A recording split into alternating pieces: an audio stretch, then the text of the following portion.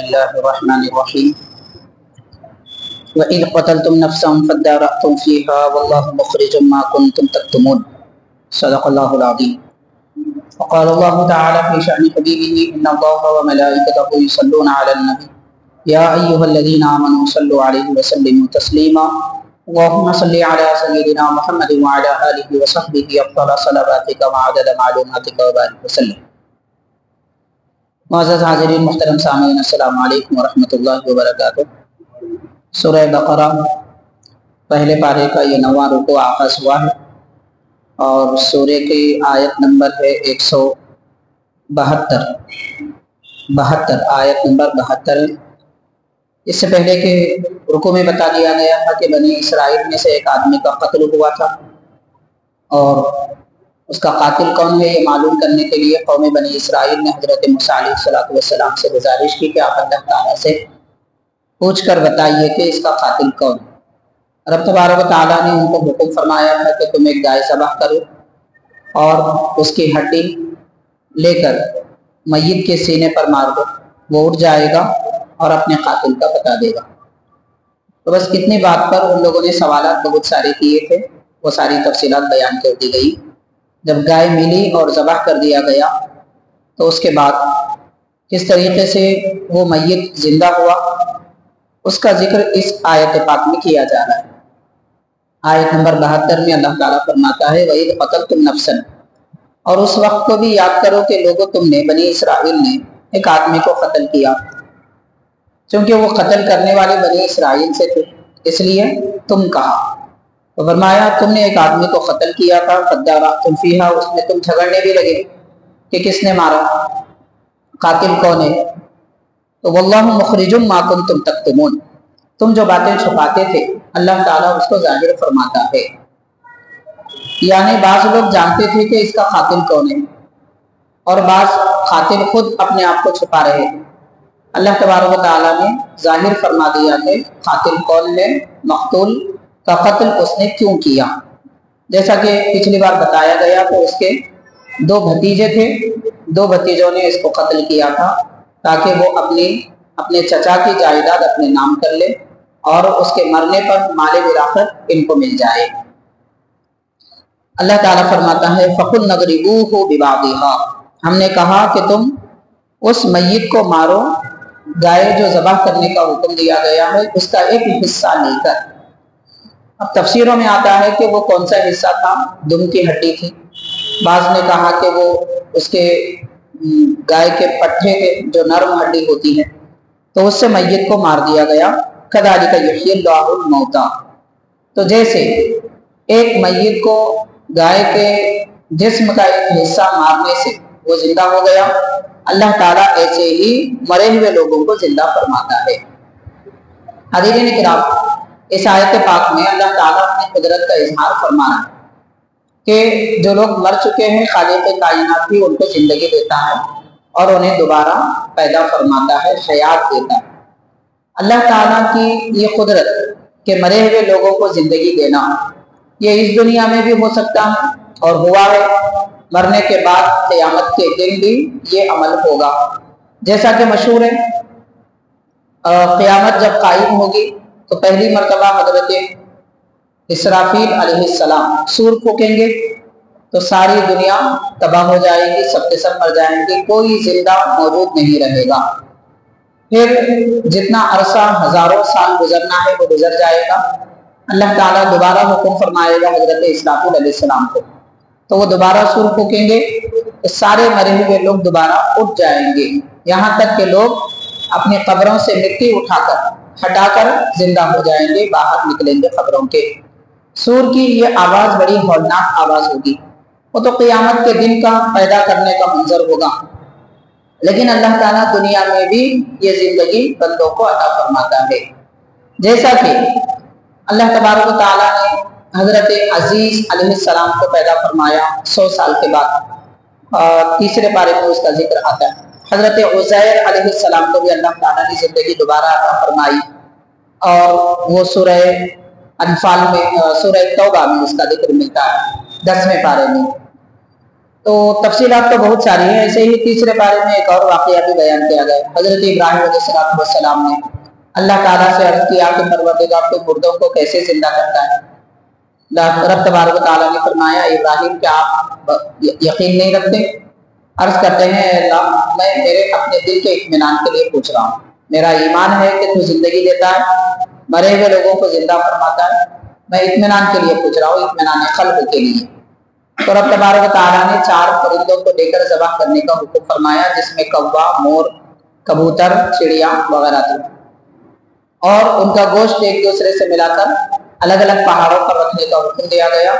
फिर शहर मक्का के जबल अबू कुबैस, जो काबा शरीफ के जानिब में इस वक्त जो गेट नंबर 1 है, उसके सामने सफा मरवा की जानिब पहाड़ है, तो उस पहाड़ पर खड़े होकर हजरत इब्राहिम अलैहिस्सलाम ने सारे परिंदों को आवाज दी, तो सारे परिंदे फिर दोबारा उठकर आ गए, उड़ने लगे। तो इस तरह अल्लाह ताला जानवर हो इंसान हो, मौत के बाद दोबारा जिंदगी देता है, ये उसकी कुदरत है।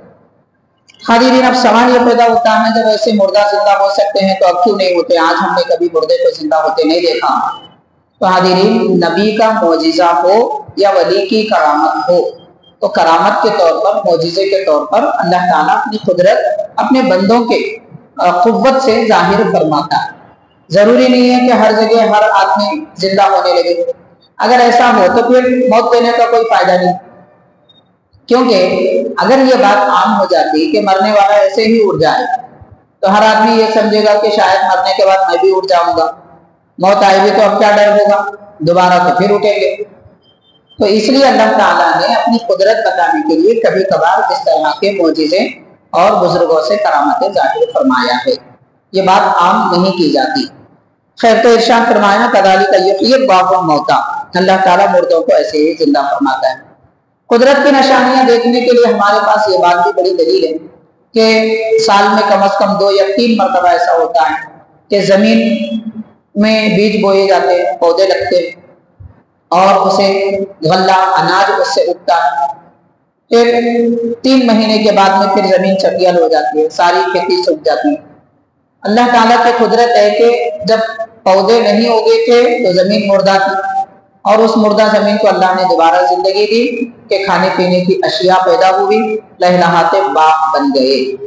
तो कुदरत है अल्लाह ताला की, इस तरीके से भी जिंदा फरमाता है। समझने के लिए ये बात भी हमारे लिए काफी है कि अंडा बेजार चीज है, मगर उसी अंडे में से अल्लाह ताला जानदार चूजे या परिंदों को निकालता है। कुदरत है खालिक कायनात की। यहाँ तक भी हुआ है कि बाज़ जानवर, बड़े जानवर मर गए, मगर जानवर की पेट से जिंदा बच्चे निकल आए। बिच्छू के मुताबिक ये लिखा जाता है, बाज़ाब्ता उलमाए किराम ने लिखा है कि उसकी जो मादा बिच्छू होती है, उसकी पीठ से बिच्छू निकलते हैं, पैदा होते हैं। जब उसके बिच्छू के बच्चे पैदा होने का वक्त आता है तो आहिस्ता आहिस्ता ये मादा बिच्छू की पीठ खिलने लगती है। जब अचानक खिल जाती है तो करीब 20 से 40 तक बच्चे पैदा होते हैं, छोटे बिच्छू निकलते हैं और उसकी मां मर जाती है। तो ये शान है अल्लाह ताला की, एक तरफ 40 को पैदा करता है तो एक को मार देता है। कज़ालिका युहयी अल्लाहुल मौता, अल्लाह ताला मुर्दों को ऐसे ही जिंदगी अता फरमाता है। व युरीकुम आयातिही लअल्लकुम ताक़िलून, और तुम्हें अपनी निशानियां दिखाता है ताकि तुम अक्लमंद हो जाओ। यानी कुदरत की ये निशानियां देखकर आदमी को इत्मीनान लेना चाहिए, ना खुद अपने आप पर तकब्बुर और भरोसा करे, ना किसी को दुनिया भर में हमेशा का ताकतवर समझे। अगर कुदरत के निशानियों पर बंदे की नजर होगी और अल्लाह ताला पर यकीन रखेगा, वो किसी ताकतवर से कभी नहीं डरेगा, किसी जालिम बादशाह से कभी खौफ नहीं खाएगा, क्योंकि उसे मालूम है जालिम कितना बड़ा जालिम भी क्यों ना हो, एक ना एक दिन मर जाएगा। क्योंकि मौत देना अल्लाह की शान है, जिंदा करना अल्लाह ताला की शान है। और अपने आप पर तकब्बुर करने लगेगा तो उसे भी मौत आएगी। हाज़रीन, दुनिया में फिरौन 500 साल उम्र रखता था और सिर्फ 50 साल के अलावा 450 साल बादशाहत किया। लंबी उम्र उसकी हुई थी और कभी बीमार नहीं होता था। इतना बीमार भी नहीं होता था कि उसे छींक भी नहीं आती। तो सेहतमंदी, दौलत, बादशाहत वगैरह की वजह से اس کے دل میں خیال آیا کہ میں خدا ہوں معاذ اللہ. شیطان اس طریقے سے بہکاتا ہے. لیکن اتنی لمبی عمر پانے والا بادشاہ جس کے مقابل کوئی نہیں تھا وہ بھی مر گیا، اور ایسا مرا کہ عبرت ناک موت ہوئی. آج تک زمین بھی اس کی نعش کو قبول نہیں کرتی، باہر پڑی ہوئی ہے نعش، عبرت کے طور پر اللہ تعالیٰ نے باقی رکھا ہے. قرآن پاک میں اس کا ذکر آتا ہے. نہ سمندر نے اس کو قبول کیا، جس دریا میں نیل میں وہ غرق ہوا تھا وہ بھی نکال پھینکا، زمین میں دفن کر دیا گیا تو زمین نکال دی. عبرت کی نشانی بن کر رہ گیا. تو انسان اگر قدرت کی نشانیوں پر غور کرے گا نہ خود گناہوں کی طرف آئے گا اور نہ ہی کسی اور کو طاقتور سمجھے گا، تو اس کے دل میں صرف اللہ تعالیٰ کا خوف ہوگا. اتنی عقل آ جائے لوگوں کو، اس لیے اللہ تعالیٰ فرماتا ہے ہم تمہیں ہماری نشانیاں دکھاتے ہیں. اس کے بعد اللہ تعالیٰ نے ارشاد فرمایا ثم قست قلوبکم من بعد ذلک، اس کے بعد بھی اے لوگوں تمہارے دل سخت ہو گئے. یعنی بنی اسرائیل قوم سے اللہ تعالیٰ فرما رہا ہے تمہارے دل سخت ہو گئے، اتنے سخت ہوئے کہ پتھر کی طرح سخت ہو گئے. بلکہ ارشاد فرمایا او اشد قسوہ، پتھر سے بھی زیادہ سخت ہو گئے. تو حاضرین، جس کا دل جتنا نرم ہوتا ہے وہ اتنا ہی پرہیزگار ہوتا ہے، اور جس کا دل جتنا سخت اور کالا ہوتا ہے وہ اتنا بڑا گناہگار ہوتا ہے. کسی عبادت گزار نیکوکار بندے کا دل سخت نہیں ہوتا، اور کسی دنیا دار ظالم کا دل نرم نہیں ہوتا.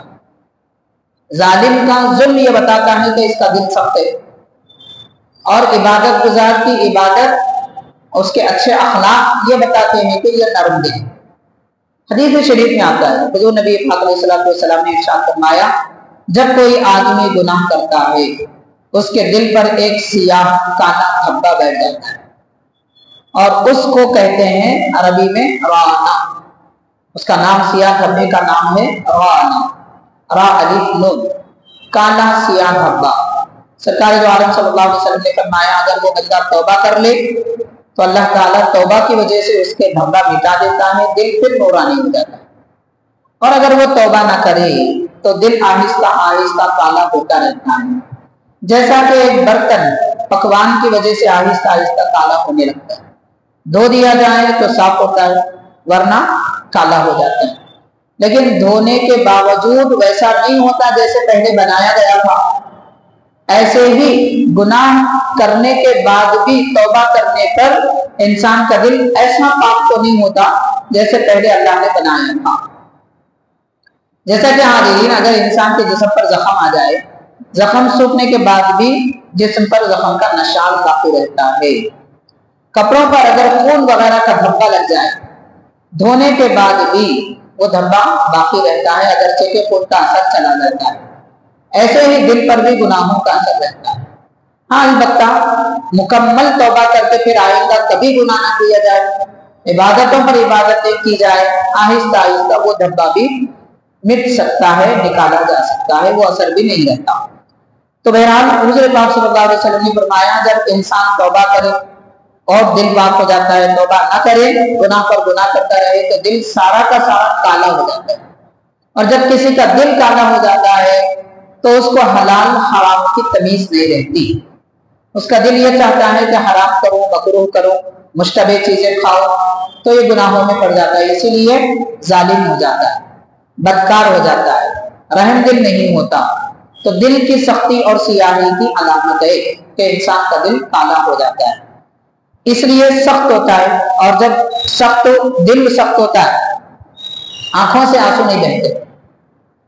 آنکھ سے آنسو نہ بہنا غم کی وجہ سے، اللہ تعالیٰ کے خوف کی وجہ سے، گناہ کرنے کی وجہ سے آنکھوں سے آنسو نہ بہے تو یہ بھی دل سخت ہونے کی علامت ہے. دل نرم ہوتا ہے تو آنکھوں سے آنسو بے اختیار جاری ہوتے ہیں. حدیث شریف میں آتا ہے حضور پاک علیہ السلام نے فرمایا قیامت کے دن جبریل علیہ السلام سے اللہ تعالیٰ فرمائے گا یہ پانی لے جاؤ، جو دوزخ سے نکالے گئے ہیں جنت کی طرف آ رہے ہیں، ان کے پیچھے دوزخ کی آگ لپیٹ رہی ہے، پیچھے دوڑ رہی ہے. جبریل علیہ السلام جاؤ یہ پانی اس آگ پر ڈال دو. جو دوزخ سے نکل کر دوزخیوں کا پیچھا کر رہی تھی وہ جنت کی طرف آ رہے ہیں. उनके लिए फैसला किया गया था जन्नत का। जिब्रील अलैहिस्सलाम वो पानी डालते हैं तो इनको इत्मीनान हो जाता है, पूछते हैं ये कौन सा पानी है, कि दोजख की आग को बुझा दिया जो बाहर निकल चुकी। याद रखना चाहिए कि दोजख में रहने वाली आग नहीं बुझती, उसे बुझाया नहीं जा सकता। जो आग दोजख की बाहर निकली थी उसे बुझाने की यहाँ पर बात की जाए। तो जिब्रील अलैहिस्सलाम अल्लाह ताला से अर्ज करेंगे, परवरदिगार ये कौन सा पानी है कि दोजख की आग को बुझा दिया। रब ताला फरमाता है, जो बंदे मेरे खौफ से दुनिया में रोते थे उनके आंखों के आंसुओं को मैंने जिब्रील तुमसे कहा था कि उठाकर रखो, ये क़यामत के दिन काम आएंगे। तो वही गुनाहगार बंदे जो अपने गुनाहों की वजह से खौफे खुदा में रोए थे, उनके आंखों के ये आंसू हैं जो दोजखियों को दोजख की आग से बचाने के काम आए हैं। हाज़िरीन, बाद बुजुर्गों के बारे में लिखा गया है, जब उनके आंखों से आंसू जारी होते तो वो अपने चेहरे पे मल लिया करते, पोंछ लेते थे चेहरे पर। तो पूछा गया तो फरमाया कि तौबा करने वाले के आंसू, खौफे खुदा में रोने वाले आंसू जब किसी जगह लग जाते हैं तो उसको दोजख की आग नहीं जलाती। इसलिए मैं अपने चेहरे पे फेर रहा हूं कि क़यामत के दिन मेरा चेहरा ना जले। तो ये दिल की नरमी का हाल और उसका फायदा है।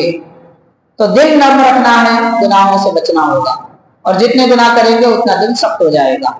इसलिए अल्लाह ताला ने फरमाया, व इन्न मिनल हिजारति लमा यतफज्जरु मिनहुल अनहार, के पत्थर से कभी पानी के चश्मे निकलते हैं, नहरें बहते हैं, मगर इंसान के दिल से कभी कोई पानी नहीं निकलता, सख्त दिल हो जाता है। तो व इन्न मिनहा लमा यशक्ककु, और कभी चट्टाने पहाड़ फट जाते तो फयखरुजु मिनहुल माउ, उनसे पानी निकलने लगता है, जैसा कि चश्मे पहाड़ों के दरमियान से, पानी के दरमियान से निकलते हैं।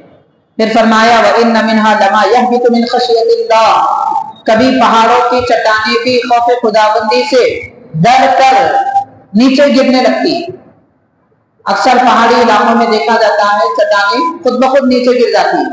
तो ये चट्टानों का नीचे गिरना खौफे खुदाबंदी की वजह से, यानी पहाड़ों के पत्थर और चट्टानें भी अल्लाह के खौफ में रोती, जिसकी वजह से पानी निकलता है या फिर वो हरकत पाकर खुद ब खुद जमीन पे गिर जाते हैं। तो पत्थर तो अल्लाह के खौफ से डरते हैं, मगर सख्त दिल आदमी कभी खौफे खुदा से नहीं डरता। ये यहाँ बताया जा रहा है। इरशाद फरमाया, वमल्लाहु बिगाफिलिन अम्मा तामलून, कि लोगों तुम जो काम कर रहे हैं अल्लाह ताला उससे गाफिल नहीं है। आज इस वक्त लोग ये समझते हैं हम जुल्म करेंगे हमारा कौन बिगाड़ेगा, कि मेरे पास ताकत है, कुव्वत है, कुर्सी है, मनसब है और बड़े बड़े लीडर मेरे साथ है, कुछ हो जाए तो मैं पैसे खर्च करके केस बदल दूंगा, लोगों को मुसीबत में डाल दूंगा। तो अल्लाह ताला फरमा रहे हैं तुम करो जो करना है, मगर तुम्हारे अमल से अल्लाह गाफिल नहीं, वो जानता है कि तुम कितनी गलती कर रहे हैं और किस पर कितना जुल्म कर रहे हैं।